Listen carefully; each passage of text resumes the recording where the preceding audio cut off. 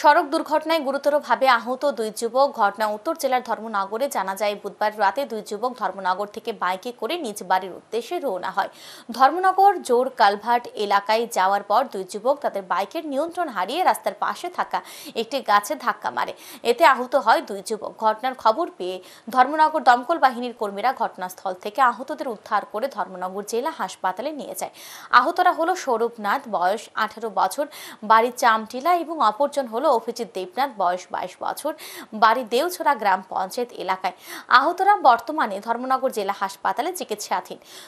দমকল বাহিনীর এক কর্মী জানান, আহতদের মধ্যে একজনকে বাইকের পাশে রক্তাক্ত অবস্থায় পাওয়া যায়, অপরজনকে পাওয়া যায় ঘটনাস্থল থেকে 100 মিটার দূরে।